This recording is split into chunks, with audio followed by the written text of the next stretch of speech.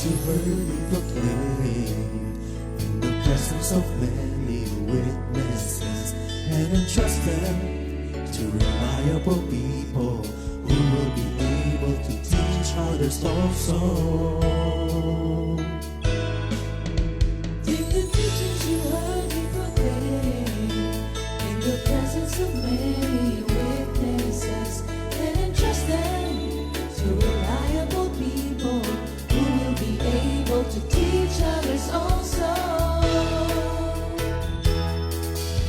Take the teachings you heard me proclaim in the presence of many witnesses, and entrust them to reliable people who will be able to teach others also.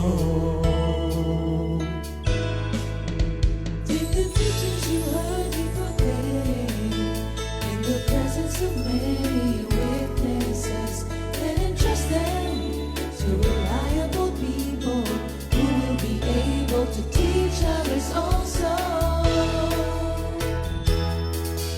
2 Timothy 2:2. Hallelujah, 2 Timothy 2:2. Praise the Lord. 2 Timothy 2:2. You and me, let us proclaim the gospel. 2 Timothy 2:2. Hallelujah. 2 Timothy 2:2. Praise the Lord. 2 Timothy 2:2. You and me, Let us proclaim the gospel of Jesus Christ. Take the teachings you heard me proclaim in the presence of many witnesses, and entrust them to reliable people who will be able to teach others also. take the teachings you heard me proclaim in the presence of many witnesses, and entrust them to reliable people who will be able to teach others also. 2 Timothy 2:2. Hallelujah, 2 Timothy 2:2. Praise the Lord. 2 Timothy 2:2. You and me, let us proclaim the gospel. 2 Timothy 2:2. Hallelujah. 2 Timothy 2:2. Praise the Lord. 2 Timothy 2:2. You and me, Let us proclaim the gospel of Jesus Christ. The harvest is plenty, but the workers are few. And as for me and my house, we will serve the Lord. We will serve the Lord.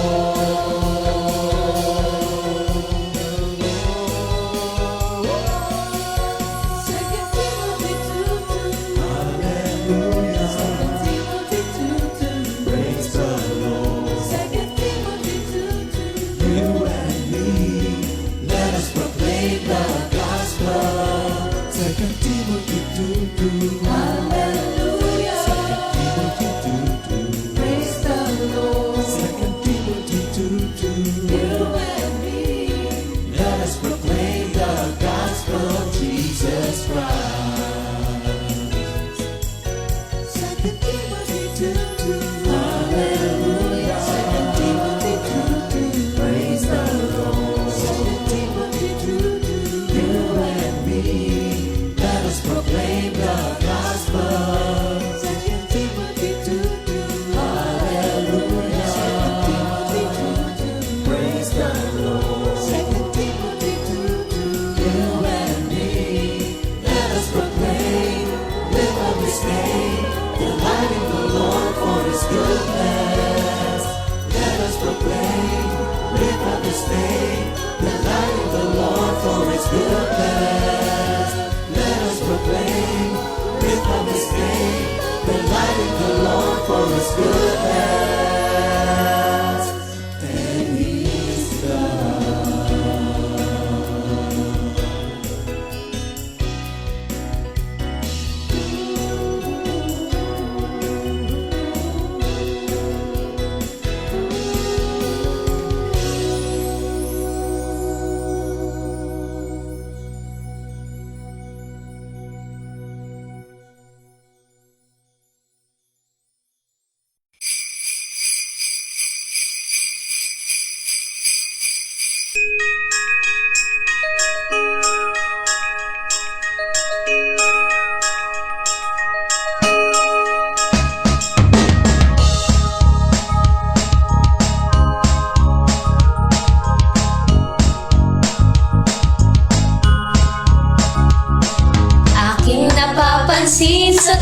Pasko.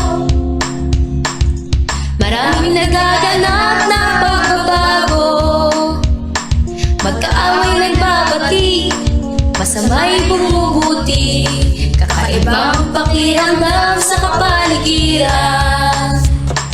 Pati mga musmos na wala pang alam, may pagpapala sa kanila'y nakalaan. Mga bata sa lasangan, lahat ng babatian, itigil ang puso ng kaligayahan. Iba pala talaga ang dulot ng saya na dala-dala. Siyang nag-iisang Mesiyas, iba pala talaga ang dulot na saya na dala-dala. Ako silang nag-iisang Mesiyas.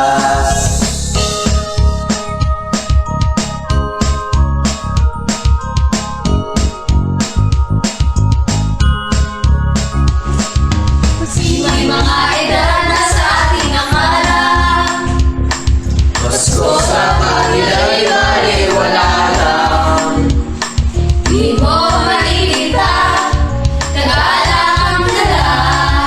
Na ang pagdating ng buong pamilya, iba pala talaga ang dulot ng saya na dala-dala.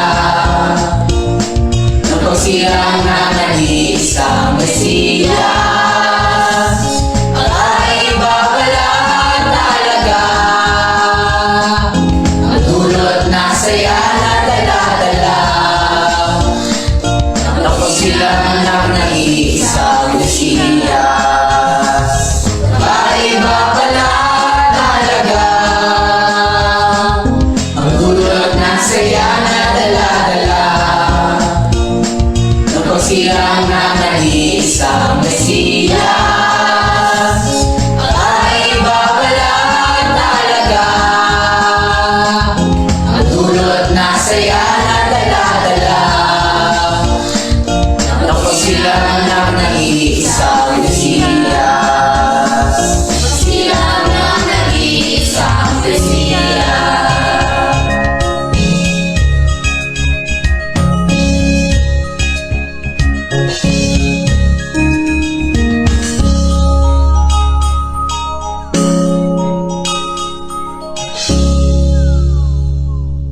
Glory to God, hallelujah, purihin ang Panginoon. Isa na namang napakagandang araw ang ibinigay sa atin ng ating Panginoon upang tayo po ay muling mag-aral ng kanyang mga banal na salita. Truly, Lord, you are great, you are wonderful for another wonderful, blessed day na inyong ibinigay po sa aming lahat. Yes, Lord. Good morning mga kapatid at ang pagpapala ng Diyos ay mapasa inyo sa ngayong umaga. Thank you, Lord. Bago tayo magsimula, nais kong manalangin mga kapatid. Diyos amang dakila, pinupuri ka namin at pinasasalamatan sa mga oras na ito sapagkat muli madideklara ang iyong banal na salita upang kami ay magsalo-salo at pakinggan ang iyong sinasabi. Lord, mangusap ka sa amin sa araw na ito. Pagpalain mo po ang bawat isa na sumusubaybay sa GMJ at sa lahat ng mga tao man na makaririnig nito, ang pagpapala ay ikaw pa rin na magbibigay. All glory and honor belongs to you. In Jesus' name we pray. Amen. Amen. Yung memory verse natin for the week. Memory verse of the week, Matthew 4:19. Then he said to them, "Follow me, and I will make you fishers of men." Tagalog version. Sa Tagalog, Mateo 4:19, sinabi ni Jesus sa kanila, "Sumunod kayo sa akin at gagawin ko kayong mga mangingisda ng mga tao." Hallelujah. Purihin ang Panginoon. Alam niyo po mga kapatid, yan po ang ating pag-aaralan ngayong umaga. Yang Matthew 4 verses 18 to 22. Sa pagpapatuloy na pag-aaral natin sa sanctification, sa discipleship, no, sa area ng discipleship, as disciples, we need to reproduce. And we, disciples, are fishers of men. So dito po tayo, basahin natin. Matthew 4:18 to 22. Yes. Mateo 4:18-22. Sa Tagalog muna mga kapatid. Minsan naglalakad si Jesus sa tabi ng lawa ng Galilea. Nakita niyang naghahagis ng lambat sa lawa ang dalawang mangingisda, si Simon na tinatawag ding Pedro at ang kapatid niyang si Andres. Sinabi ni Jesus sa kanila, "Sumunod kayo sa akin at gagawin ko kayong mangingisda ng mga tao." Noon di iniwan nila ang kanilang mga lambat at sumunod kay Jesus. Nagpatuloy siya ng paglalakad at nakita rin niya ang magkapatid na Santiago at Juan na mga anak ni Zebedeo.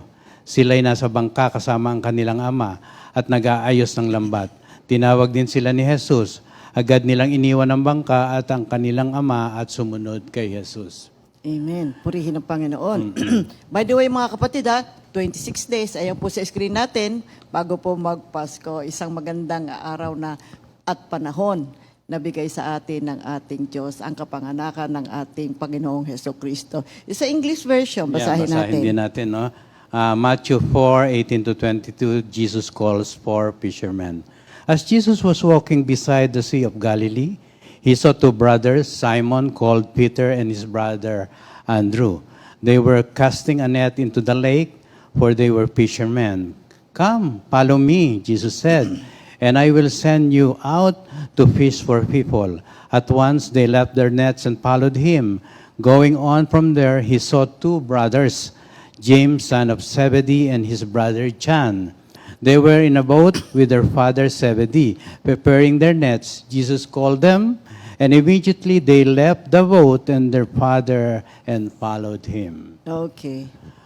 Mga kapatid, there are four important phrases na makikita natin sa ating binasa. Jesus calling or invitation to be a disciple. Pangalawa, Jesus said, "Come with me." Pangatlo, sinabi din niya sa ibang version, Jesus said, "Follow me." Jesus said, "I will make you fishers of men." Yes, purihin ang Panginoon. Pero unahin muna natin, talakayan natin ang tungkol sa pagtawag ng ating Panginoong Hesukristo or yung calling ni Lord sa mga disciples. Kaya makikita natin dito yung Matthew 4:18-20, nasa saad dito sa Biblia na ang Diyos ay tumawag ng two pairs of brothers to follow Him as disciples. Ito yung kung saan ang ating Panginoong Hesukristo ay naglalakad along the Sea of Galilee nung makita niya itong mga magkakapatid at sinabi niya sa kanila, "Come," sabi niya, "follow me, and I will show you how to fish for people." Alam niyo, ang ganda ng kanilang naging response. Immediately, ay iniwan nila yung kanilang mga nets at sumunod sa ating Panginoon. So dito po ay makikita natin na ang Panginoong Hesukristo ay inaanyayahan niya tayo sa kanyang buhay.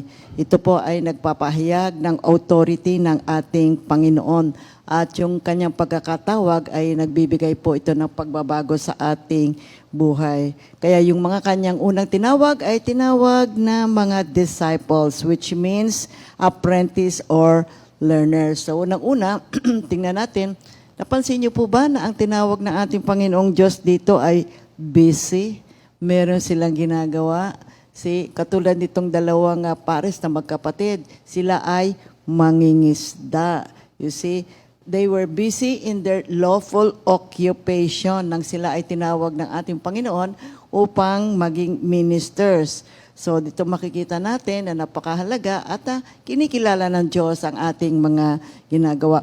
May mga example po tayo ng mga Bible characters na kung saan tinawag sila ng ating Panginoon at sila naman ay may ginagawa. Tulad ni Saul, he was looking for his father's donkey when God called him. Si David, David was keeping his father's sheep. He is a shepherd. Tapos the shepherds were guarding their flocks. Ikaapat, si Amos, he was farming in Tekoa. Matthew was working at the tax collector's table. Moses was tending his father's-in-law's flock, and Gideon was threshing wheat. So dito natin makikita, kapatid, yung tinawag ni Lord, no? Mga busy people din. Mga kapatid, ito pong fishers of men, may makikita po tayo ditong tatlong analogy. No? Unang-una, Jesus called these brothers from being fishermen to being fishers of men. Ano ang makikita nating analogy dito, mga kapatid? Unang-una, they catch fish before with the labor of their hands. Gumagamit po sila ng kanilang mga kamay. Para manghuli ng isda. Of course, pag inilatag na nila yung lambat, inihagis, ang gamit nila ay kanilang kamay. Yes. Pagka sila'y naging fishers of men na, they shall catch men now with the labor of their tongues. Yes. So nakita nyo, as fishermen, ginagamit yung kanilang kamay, lalo kapag napuno na yung net. Ang bigat nun, no? Di ba, punong-puno. Pero ngayon, as fishers of men, they will now catch men with the labor of their tongues. That means preaching. Diba? Preaching. Oo, ipapahayag ang banal na salita ng ating Panginoon. Ikalawa. Pangalawa, ano ba ang ginagawa ng fishermen? No? Fishermen, they catch live fish. At kapag sila ay nahuli na, then they die. Yung mga isdang ito, namamatay. No? wala na kasi sa tubig eh. Oo. As fishers of men, they catch spiritually dead men and make them spiritually alive. Amen. So kung ang isda ay hinuhuli mong buhay, later on mamamatay ito. Ang fishers of men, they catch spiritually dead men and make them spiritually alive. Oo. Ano pa mga kapatid? As fishermen, they eat the fish they catch. Yung iba kinakain, yung iba binibenta nila. Binibenta. Oo. As fishers of men, they feed the spiritually dead men with the word of God and make them alive. Amen. Iyon ang makikita natin yung mga analogy dito, mga kapatid. Okay. So our Savior's command, Jesus said first to them, follow Him before they were sent out by Him. Amen. Jesus said, follow me and I will make you fishers of men. So we must be Christ's disciples before we are His ministers. His followers before His ambassadors. We must learn Christ before we preach Him. Yes, kailangan makilala muna natin ating Panginoon. Kailangan malaman natin yung kanyang mga panuntunan, ano ba ang kanyang layunin, bago natin maipahayag ito sa ibang tao. So pag kilala mo na ang ating Panginoon, nandun na yung faithfulness at care, pangunawa at pangangalaga. And of course, diligence and endeavor sa pagkakatawag sa iyo. And for our part, yun ang gagawin natin. But the blessing and success is through our Lord Jesus Christ. No? Okay. Mga tinawag ni Kristo ay tinatawag niya persuasively and effectively. Kung sino ang kanyang tinawag, persuasive ang tawag, ang ginagamit niya. Hindi siya humahatak basta. Sinabi lang niya ito, no? Immediate. So, tumutugon ka agad Tumutugon ka agad. Ibang klase yung boses ng kasi ating narinig Panginoon na nila dito. eh. No? Narinig na nila ang tungkol sa Panginoon at narinig na rin nila kung paano mangusap ang Panginoon. Kaya nang sila ay tinawag, nandoon na, tumugon agad sila. Kaya itong pagtawag ay immediately nagbibigay lakas kagad dun sa tinawag upang sumunod sila ng may kusang loob. Pagkat si Jesus na rin ang nagbibigay sa kanila ng grasya upang tumugon at sumunod. Ang agarang pagsunod ng mga tinawag niyang disipulo ay isang magandang halimbawa para sa atin. Ginawa ng mga unang disipulo ang dapat gawin ng sinumang magiging disipulo ni Kristo, ang sumunod kay Jesus. Sa John 15:7, sinabi nga niya, you did not choose me, but I chose you and appointed you so that you might go and bear fruit, fruit that will last. Upon their call, mga kapatid, to the ministry, the disciples leave off their trade. Iniwan nila ang kanilang boat o tinatawag nating ship, yung mga lambat nila, yung mga gamit nila. At of course, they live close to Jesus Christ. Sumama na sila kay Sumama Lord. na. The ministers of the gospel should wholly give themselves to their work, mga kapatid. Ito po ay nagpapahayag na kapag tayo ay tinawag na ating Panginoon, we need to stay close to our Lord Jesus Christ. Kaya nga sa 2 Timothy 2:4, ang isang kawal ay hindi nagiging abala sa mga bagay na walang kaugnayan sa pagiging kawal. Sa halip, sinisikap niya mabigyan ng kasiyahan ng kanyang pinuno. Amen. No. So dito po makikita natin mga kapatid, no, na kapag tayo po ay tinawag ng ating Panginoon, kailangan po buong pusong ilalagak natin at ibibigay natin ang ating sarili sa gawain sa ministry. So una, yun po yung pagtawag ng ating Panginoon. Now secondly, let's talk about and discuss about discipleship. Again, yung pagtawag ng Panginoon dito sa dalawang pares na magkapatid ay inilalarawan ng mga salitang ito na sila ay mangingisda, may ginagawa, at habang naglalakad ang ating Panginoon, sila ay tinawag. At kusang loob naman silang lumapit at sumama sa ating Panginoon. Kaya yung verse 19, ang sabi ng ating Panginoong Hesukristo, "Come with me, follow me." Napakaganda nga ng kanilang response. Agad sila ay tumugon at sumunod.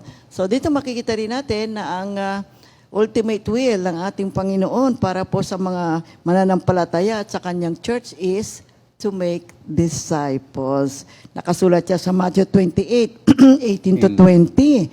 Therefore, go and make disciples. So maliwanag na ipinapahayag na kapag tayo ay sumunod sa ating Panginoong Hesukristo, we need to be a disciple.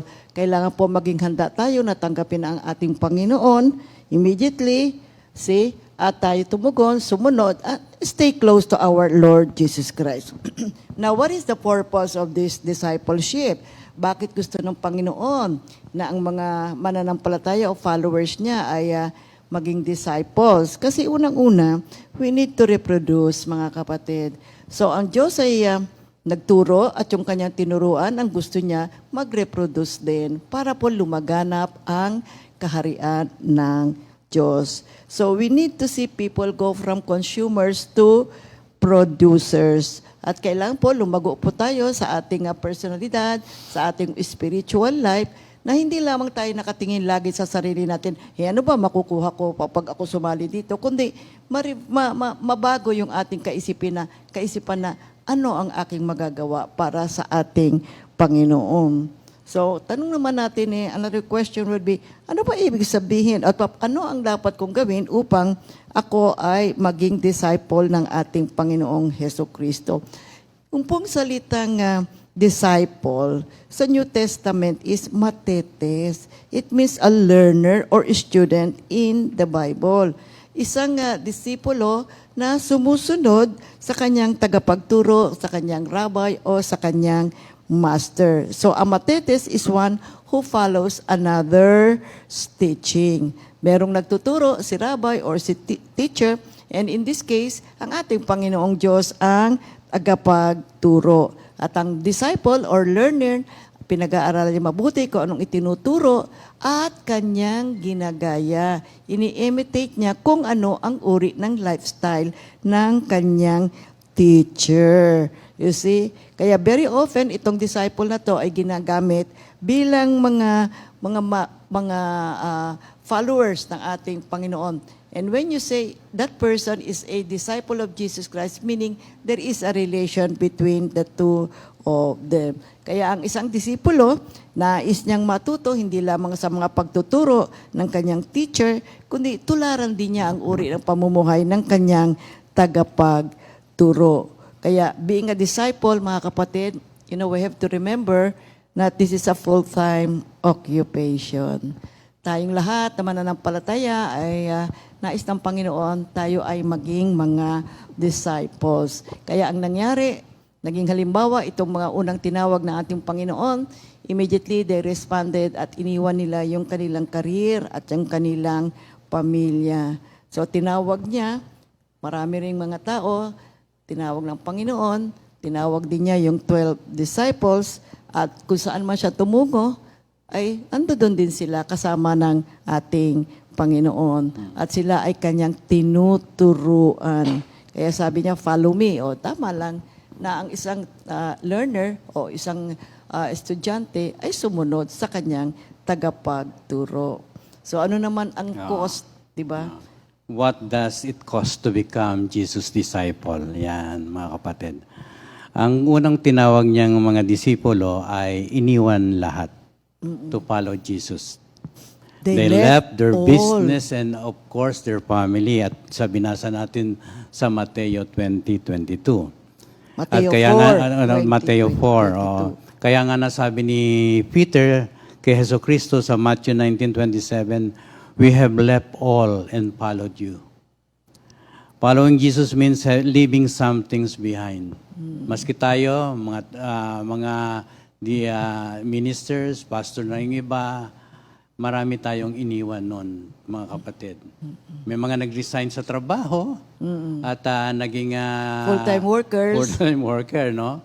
At kaya alam natin ito, mga kapatid. The following Jesus means leaving some things behind. Sabi ko nga, no? Unang-una, yung Samaritan woman left her pitcher nung siya sumasalok na kausap niya kausap niya si Lord. at sasalok siya ng tubig. Matapos niya makipag-usap, iniwan na lang yung kanyang yung picture niya, tumakbo. Di ba? At nakipag-usap doon sa kanyang mga kababayan. Matthew left his tax table and the blind Bartimaeus left his cloak to follow Jesus. Okay, basahin natin yung mga verses. Okay. So John 4:28 to 29. Then leaving her water jar, ito yung Samaritan, no? The woman went back to the town and said to the people, come, see a man who told me everything I ever did. Could this be the Messiah? So, nakita nyo, no? Nakapag-lahad kagad siya ng katotohanan tungkol kay Jesus nung una niyang makita ito. Sa Matthew 9:9, as Jesus went on from there, he saw a man named Matthew sitting at the tax collector's booth. He said, follow me, he told him. And Matthew got up and followed him. Amen. Sa Mark 10:46, 49, and 50, Jesus stopped and said, call him. So they called to the blind man, cheer up. On your feet, he's calling you. Throwing his cloak aside, he jumped to his feet and came to Jesus. Amen. Okay. Another thing, mga kapatid, Jesus expected the same of other disciples. Kaya yung mga tinawag din ng ating Panginoon, ganito rin ang inaasahan ng Diyos na kanilang gagawin. That family, di ba, secondary, unahin talaga ang ating Panginoon at yung kanyang pagkakatawag sa atin. Kaya yung Matthew 10:37. Oo nga eh. Anyone who loves their father or mother more than me is not worthy of me. Anyone who loves their son or daughter more than me is not worthy of me. Wow, napakabigat itong mga salitang ito, no? Pero madali namang sundin ang Panginoon sapagkat buhay ang ibinibigay niya sa atin. Amen. And the one must be willing to suffer hardship. Sa Luke 9:57 natin makikita yan up to 58 and Luke 14:27. And in Matthew 10:38, whoever does not take up their cross and follow me is not worthy of me. So to forsake all is to follow him. Luke 14:33, Jesus said, none of you can be my disciple unless you give up everything you have. Amen. Wow, glory to God. Glory to God. No, ibang klase yung requirement ni Lord. Oo. Oo. Sinabi ni Jesus sa mga disipulo na sumunod sa Kanya. Ang pagsunod kay Jesus ay hindi lamang nangangahulugan, no? Nangangahulugan ng paglakad sa likuran niya, no? Sumunod ka lang. Hindi, mga kapatid. It takes more than that. Yes. Ngunit ang paglakad sa landas ng kanyang tinatahak, gawin ang mga bagay na kanyang ginagawa at kumilos sa paraang siya ay kumikilos. Napansin niyo ba, mga kapatid, nung tinawag ni Lord Jesus yung mga unang disciples, hindi naman niya sinabi kung saan siya pupunta eh. Basta sabi niya, come, lika, follow me. I will make you fishers of men. And immediately, di ba, sumunod ang mga kanyang tinawag. So, hindi niya sinabi, pero nandun kaagad yung kanilang pusong may pagsunod. So, ano ba ang mga gagawin ni Lord Jesus? At sinasama niya ang mga ito. So, mayroon siyang ministry. Andun yung ministry ng kanyang pag-ibig. Papakita niya ang pag-ibig na nakapaloob sa kaharian ng ating Panginoon. Andun yung healing, helping hand, pagtuturo. So, kung ano man yung mission na ibinigay ng ating Panginoon sa Kanya, Diyos Ama, ayan ang gagampanan ng ating Panginoong Heso Kristo. Kaya nung sinabi ng Panginoon, tinawag niya tayo, follow Him. This includes, we have to learn from Him, we have to listen from Him, we have to imitate Him, we have to submit our lives, you see, we have to yield our heart's desire sa ating Panginoon at aayusin ng Diyos ang ating buhay. At kasunod doon, tayo ay Kanya nga, ipalalaganap na natin yung ating mga natutunan. Ika nga, isi-send out na niya tayo kapag dumating na yung taklang panahon na kailangan na niya tayong pahayuin. Kaya ganun din ang ine-expect ng ating Panginoon sa mga magiging disciples ngayon. So, itong pag-aaral na ito ay nagbibigay sa atin ng encouragement na kapag ka tayo ay tumugon sa ating Panginoon sa Kanyang pagtawag sa atin, ito po ay nangangahulugan na tayo ay dumidepende sa grasya ng Panginoon. Sapagkat grasya po ng Diyos ang buhay natin ngayon. Biyaya ng Diyos na though we don't deserve, ngunit dahil sa Kanyang pag-ibig na hindi mo masukat, ay narariyan po tayo na mayroong bagong buhay.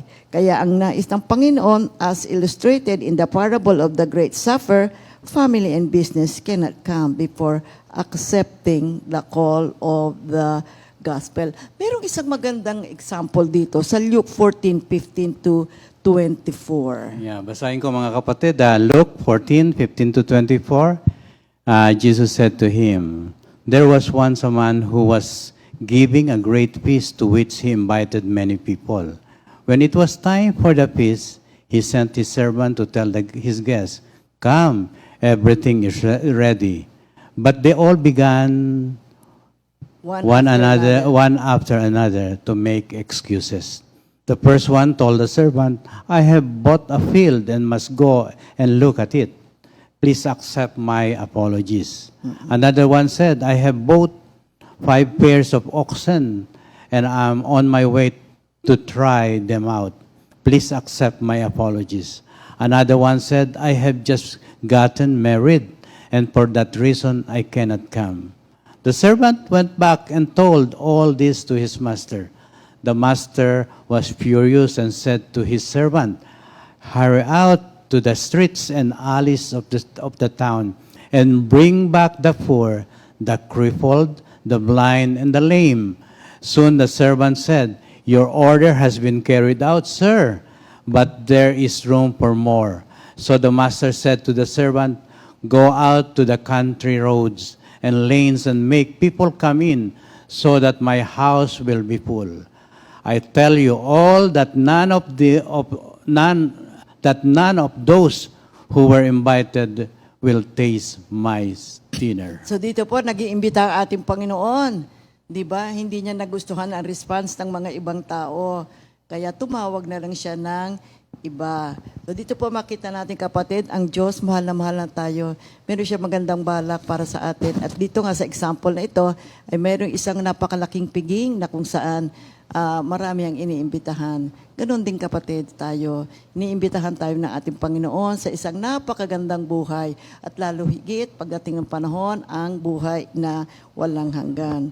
So ano nga ba ang dahilan kung bakit kailangan tayo ay maging disciple ng ating Panginoon? So unang-una, sinasabi ng Diyos, "I will make you fishers of men." You see, kung dati-dati, yung mga kanyang tinawag ay mga mangingisda, ngayon ay sila ay magiging mangingisda ng mga tao. Kaya nga yung Matthew 28:19, nasusulat sa Great Commissions, we are commanded to make disciples. And then Jesus also said sa Luke 6:40, na ang mga disciples ay mabuting sila ay maging katulad ng kanilang teachers. So how does one become a Jesus disciple?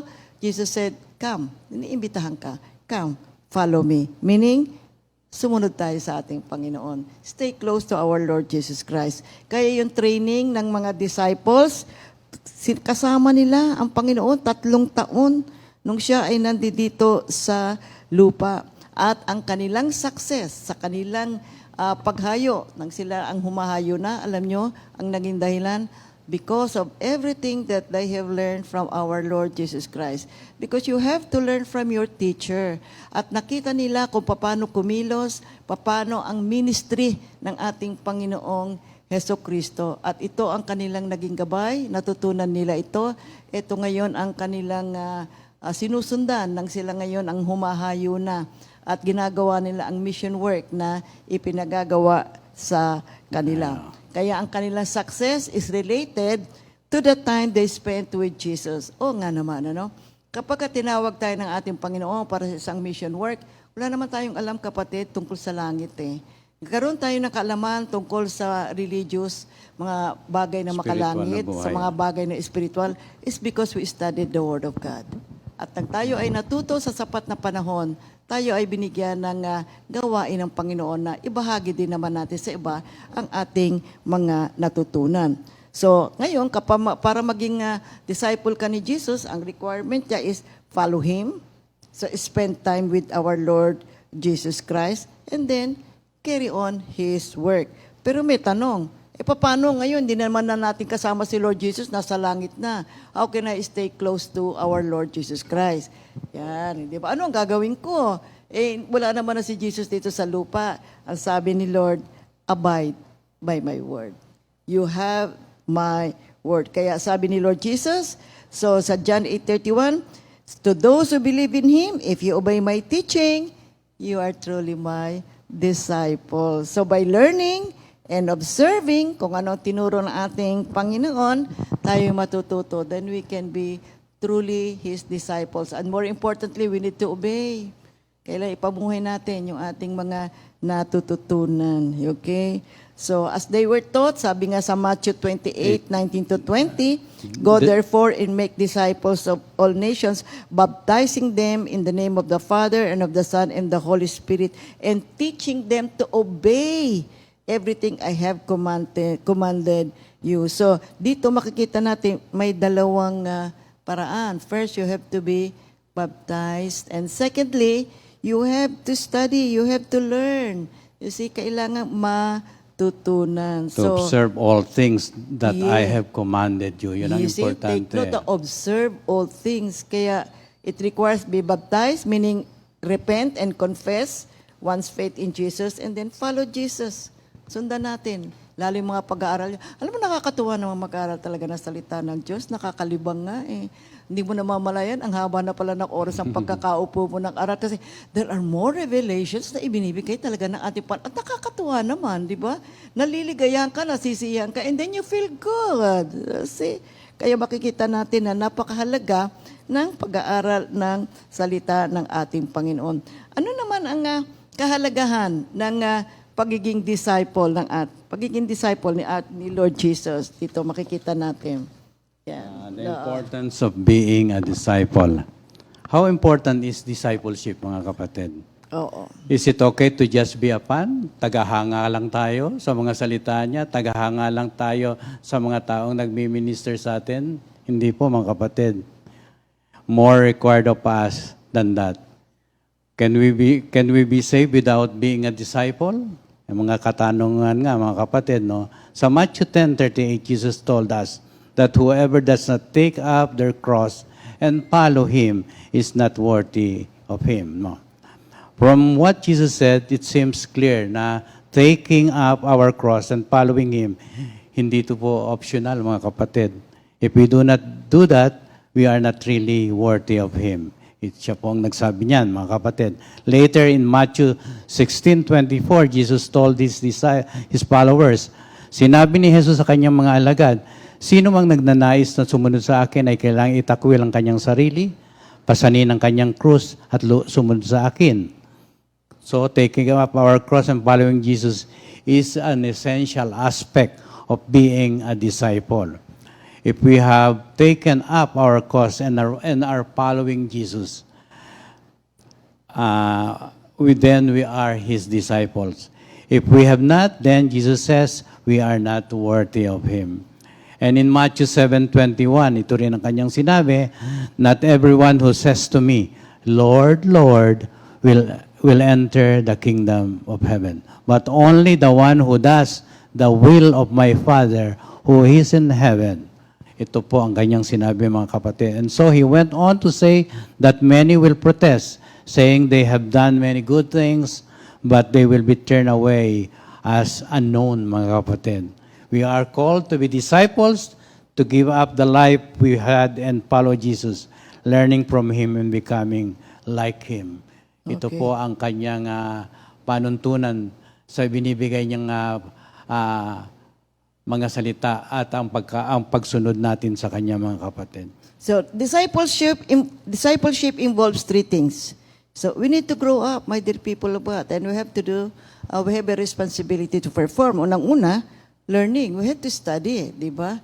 To follow Jesus is to stay close to Him, and then we learn from Him because we are disciples. We are matetes, di ba? Sa many areas ng buhay natin, andyan yung prayer, worship, study, character, lifestyle, fellowship, service, witnessing.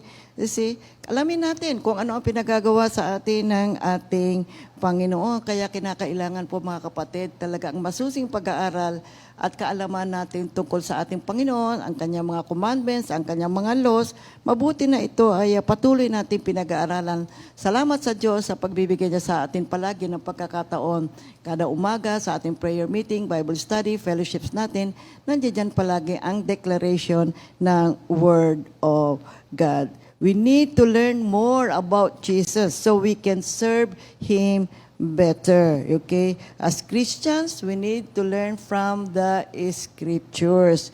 See, alamin natin, alam nyo yung dakilang pag-ibig ng Diyos, yun lang, doon ka pala sa topic na pag-ibig ng Diyos, napakalawak na eh.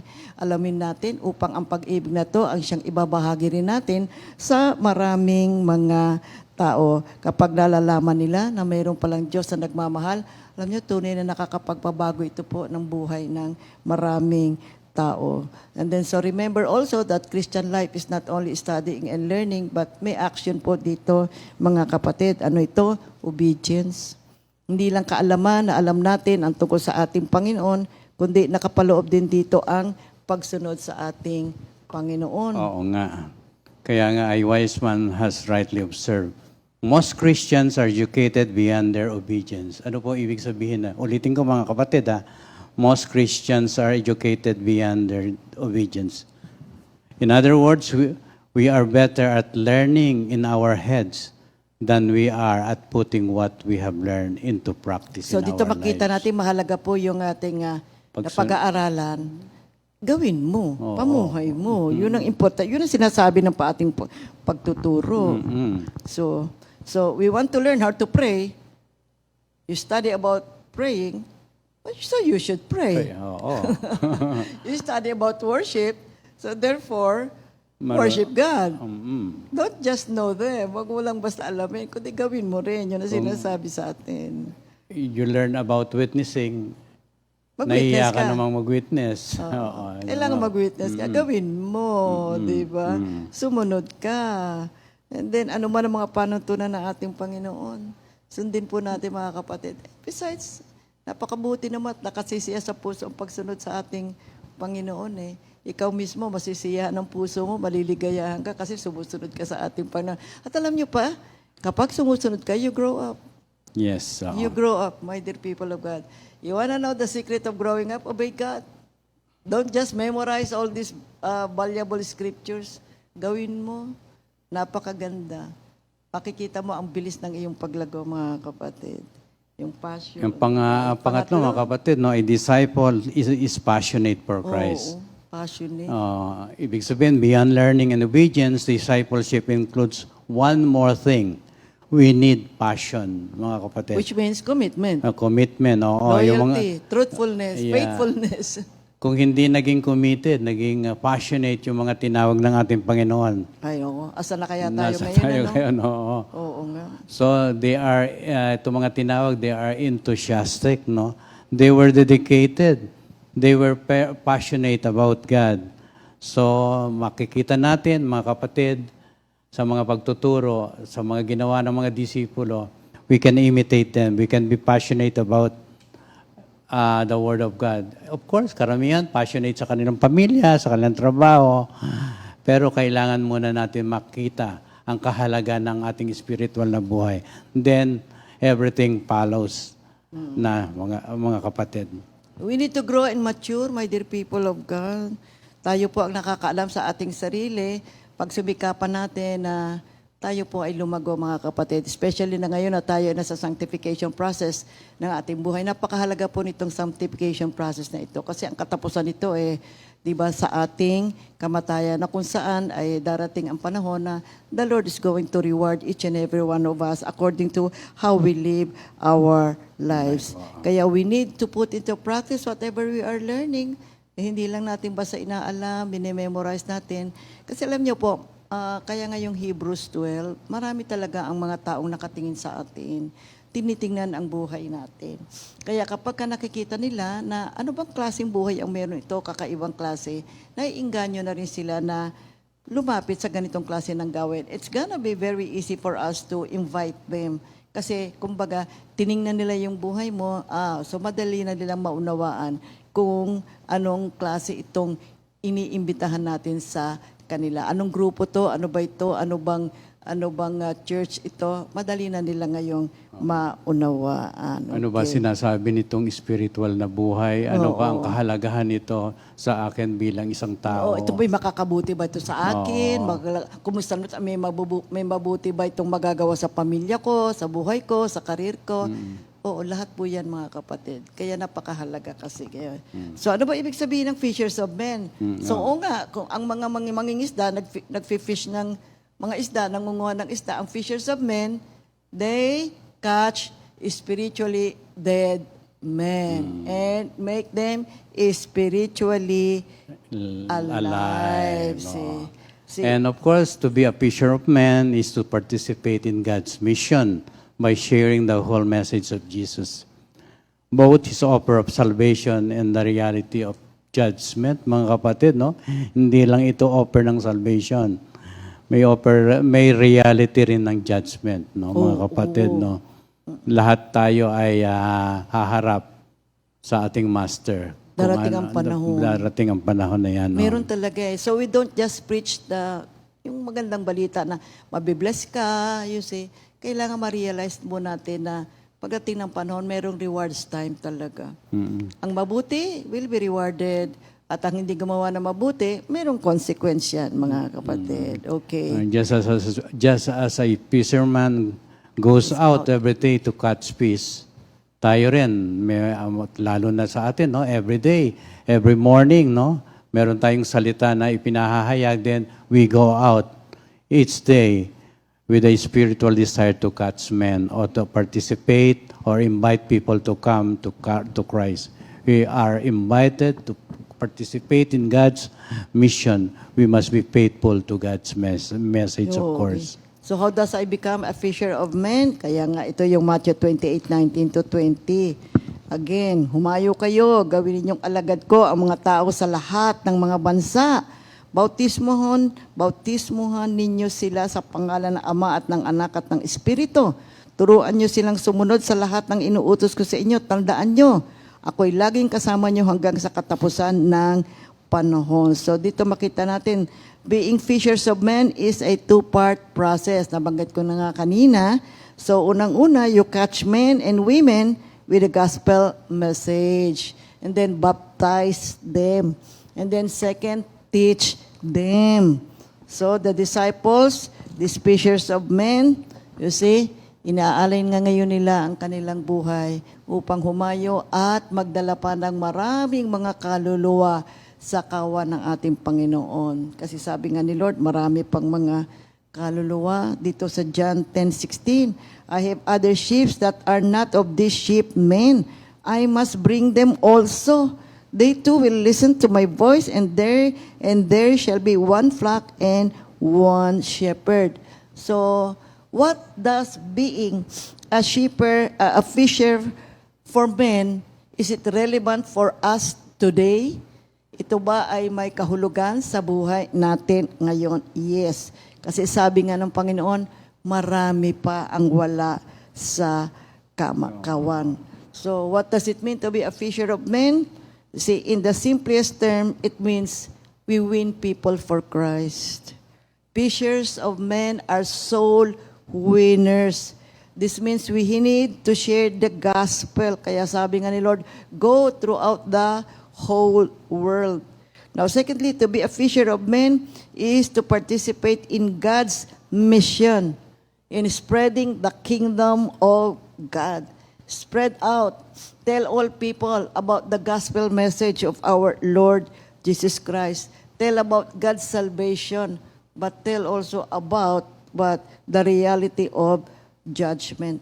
So just as fishermen, every day they try to go out to the sea and try to catch fish. Siyempre, unless otherwise may mga unos, hindi sila pwedeng lumabas. Tayo rin kapatid, lumabas tayo at mag-share tayo, lumapit tayo, abutin natin ang maraming mga tao para sa kaharian ng ating Panginoon. And then, becoming a fisherman means gagamitin ka ng Diyos. Gagamitin ka ni Lord Jesus, kapatid. Sa, 'di ba, upang lumaganap ang pagpapahayag ng salita ng ating Panginoon. We are called to evangelize and bring many people to faith. Now, there are 4 ways we can be fishers of men. Ito pa. Unang-una, anong gagawin natin para tayo makakatch ng men? Find where the people are. Okay, kung nasaan ang mga tao, Oh. di ba? Punta tayo doon. Ika nga sabi, go to the marketplace. Yan ang pinakamaraming tao kasi araw-araw tao ng mga malengke. Go to Diba? the prison cell. Oo, marami mga Marami kapatid. nang nag-evangelize ngayon sa mga prison cells, no? Yung mga tao na nakakulong. And of course, yung mga naging pasaway sa pamilya, lalo na yung mga naging drug addicts, no?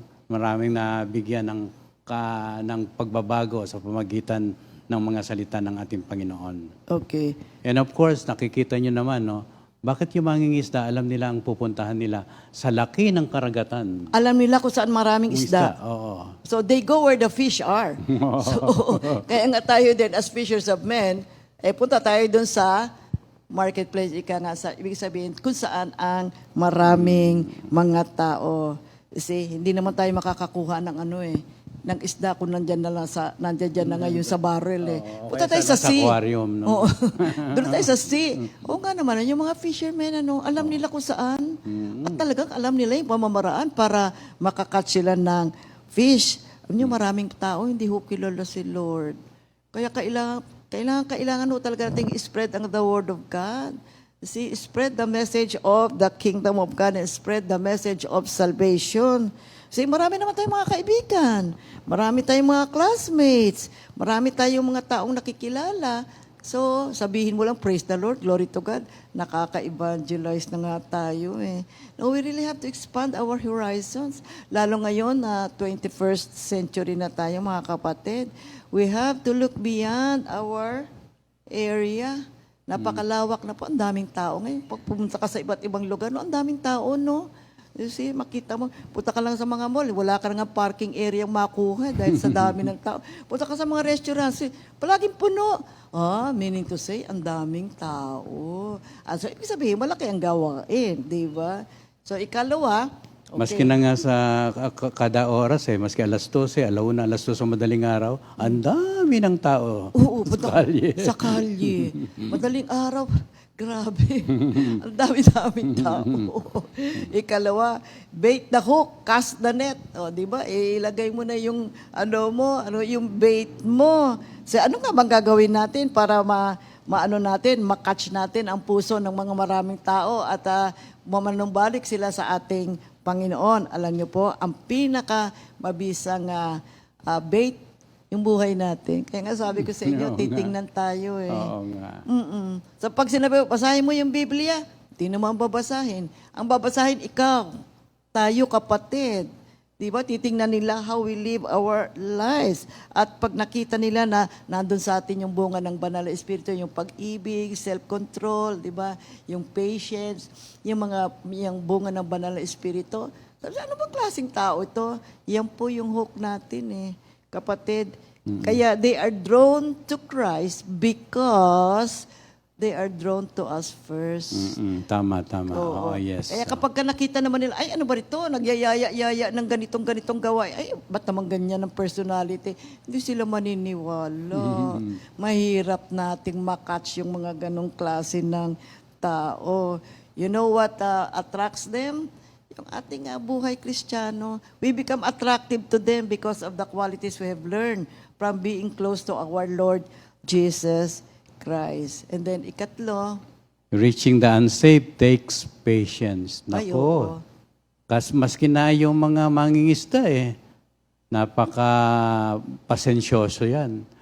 kaya nila maghintay ng matagal. Naranasan nyo na ho ba mag-fishing? Kami ho naranasan namin sa Chicago. Using the bait and hook. Ang tagal. 3 oras, wala pa. Nakaganong ka lang talaga. If you really love fishing, alam mo, makakaya mong maghintay. Tapos merong maliit na isda. Babalik merong mo yan. malaking isda. Merong iba't ibang klaseng isda. At minsan, ayaw nila yung kanilang nahuhuli. Binabalik nila. Kasi ang gusto nila, mahuli yung ganitong klaseng isda. Okay. Kaya nga, maski na tayo rin, dapat mapagpasensya tayo sa ating pinapastulan o binibigyan ng salita ng ating Panginoon. Pag meron kang Tatanggi in-invite. Oo, pag may in-invite ka. Hindi naman kagad sasama sa iyan may pasubali pa yan. Oo nga. May pagtatangka pa na, ay, ayoko dyan. Ayoko magtaas ng kamay. Ayoko umawit. Ay, hindi ko kaya yan. Ganun lang naman sa umpisa Pero kung palagian mong aalalayan mo talaga, no? Oo. Nasa iyo yung grasya na binigay ng Diyos at yung grasyang yon ipapasa mo sa Kanya. Oo, alam mo yan. Oo. Yan ang magandang quality din ng fisherman. Parang katulad ng farmer, napaka-patient. They are willing to wait. Kasi po, minsan yung mga iniimbita natin, gusto natin mabago agad. Ay, hindi. Talaga, merong mabilis lumago, meron namang mabagal lumago, merong mga ganitong klaseng personality. Alam mo, tiyagaan talaga mga kapatid. Kasi ang ano natin, ang mission natin, magdala ng mga kaluluwa. At pagkatapos, we have to remember this, my dear people of God. Tayo po ay tinuruan ng Diyos. Tayo po ay disciple, naging ministers tayo. We have to reproduce. Diba? Discipleship is, you have to reproduce. We need to bring people. Tayo rin ay kailangan makapag-disciple ng ibang tao. At ano ibig sabihin noon, diba? Para lumaganap ang kaharian ng Diyos. So to reproduce, we are fishers of men. Yung ikaapat, mga kapatid, i-focus ka dun sa sa casting of your net. At huwag mo nang tingnan kung marami o kukonti ang nahuli mo. Ang importante, meron kang nahuli. Meron iba kasi sumasama ang loob, ay nako, napakahirap ko isang araw, nako, ito nakuha ko 3 maliit na isda. Diba kapatid? Basta kung ano ibinigay ng Diyos at meron siyang ibinigay upang ating alagaan natin. Isa nga lang ang manumbalik sa Oo ating nga Panginoon. Tuwang-tuwa na All the angels, di ba? sa kalangitan. No? Tuwang-tuwa na ang ating Panginoon. Kaya isipin natin, pag-pray natin, gamitin tayo ng ating Panginoon para madala natin ang maraming mga kaluluwa pa sa kaharian ng ating Panginoon. Hindi importante po kung isa lang ang nadala mo or marami kang nadala, ganoon. Kasi ang lahat namang yan ay ang success natin, nagmumula lahat sa ating Panginoon. Kasi iba-iba ang pagtawag niya sa atin, iba-iba ang ating gifts niya sa atin, at ikaw, bibigyan ka ng responsibility. Ganito karami alagaan mo, pero namang ito lang ang alagaan mo.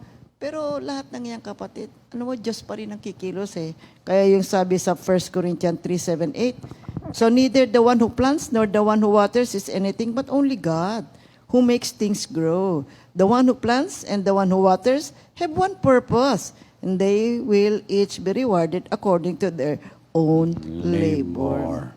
So, sa pagtawag ng ating Panginoon ay kanyang inaasahan na tayong lahat ay maging mga disciples. Maraming mga tao, they say, I'm a Christian, I'm a believer. Yeah, mabuti yon. Pero ikaw ba ay disciple? kailangan matetes po tayo, mga kapatid. So, katulad ng mga naunang mga disipulo na tinawag na ating Panginoon, immediately tumugon sila. So, wag na rin tayo atubili, sumunod tayo sa ating Panginoon. Pagkat yan naman ang plano ng Diyos para sa atin. Sa ikabubuti natin, tayo na kanyang tinawag, at sa ikabubuti ng maraming ibang mga tao pa na kanyang tatawagin. So, ang disciple, ang kanyang unang priority, ang Panginoong Hesukristo. Diba? Everything else is secondary. At kung saan si Lord pumunta, doon din pupunta ang disipulo kasi nga siya ay isang follower. So, napakagandang pag-aaral po ito, mga kapatid. At pag-aralan pa natin, at kayo din, I encourage you to study this. At tayong lahat po, magkaisa po tayo. Let's unite ourselves to bring more people to the kingdom of God. Remember mga kapatid, for those willing to accept the call of our Lord Jesus Christ, along with the cost. Of course, maraming tayo mga daraanan, no? Subalit, there is also a promise of great blessings. Amen. Yan ang importante rin sa ating buhay, mga kapatid. Amen. Glory to God. Glory to God. Batiin naman natin yung mga may birthday ngayon. Purihin ang Panginoon. Glory to God. November 29, happy birthday. Happy birthday, Brother Lawrence Carion. Si Sister Edith Besite. Manugang ni Sister Ched. Sister Jorge Ignacio. And Sister Ami Pialago. Happy anniversary. Kay Eman din. At saka kay Edith Besite. Anniversary din pala nila. Kinasal sila no birthday ni Sister Edith. Happy anniversary sa inyo, ha, kapatid. Happy birthday din sa lahat ng mga nagbe-birthday ngayon. Have a great day. Jesus loves you. Jesus loves your family.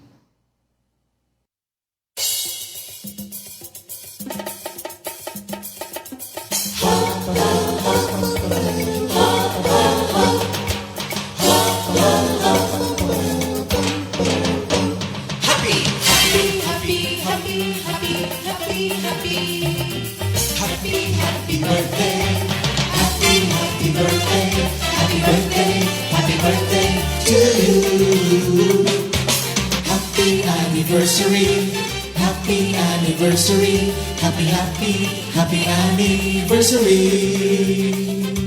Happy anniversary. May the good Lord doesn't leave you, may the Lord's light shine upon you. Happy anniversary to you. Happy birthday to you.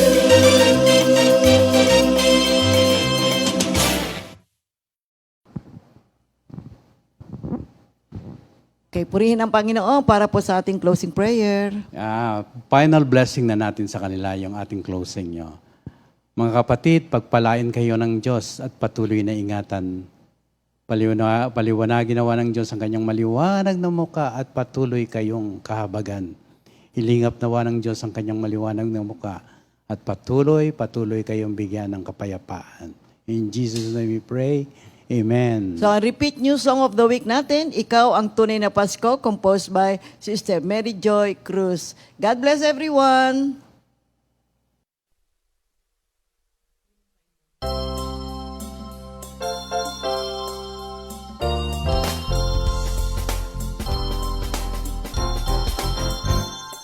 Ano bang naaalala sa darating na Kapaskuhan? Parolan may pailaw sa bawat tahanan. Regalo't Noche Buena ang pinagkakaabalahan. Ngunit ang diwa ng Pasko wag nating kalimutan. At sa Paskong darating, ang biyay mapapasatin. Pasko, Pasko, ang araw na sinilang si Kristo. Kristo, Kristo, liwanag pag-ibig ang taglay mo. Pasko, Pasko, ikaw ang regalo sa mundo. Pagmamahal at pagpapatawad, yan ang tunay na diwa ng Pasko.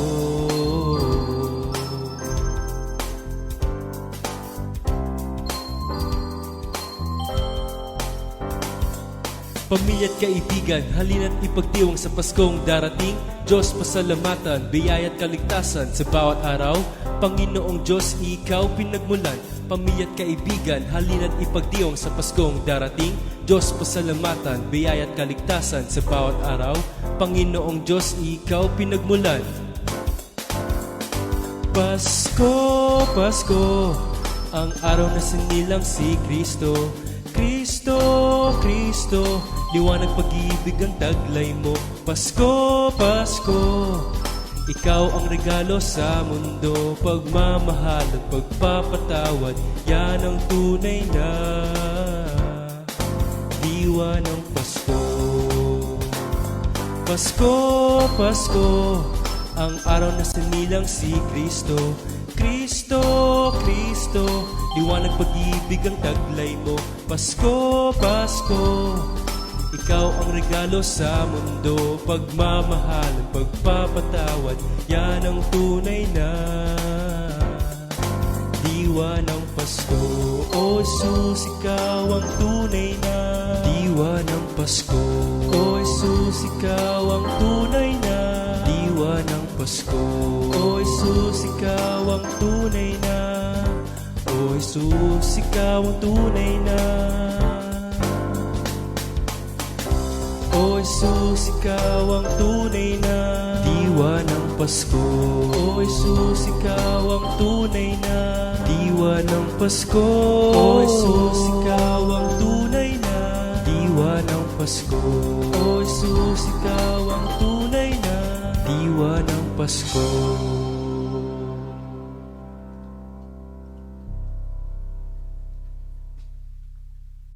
Second Timothy 2:2. Hallelujah. Second Timothy 2:2. Praise the Lord. Second Timothy 2:2. You and me, let us proclaim the gospel. Second Timothy 2:2. Hallelujah. Second Timothy 2:2. Praise the Lord. Second Timothy 2:2. You and me, let us proclaim the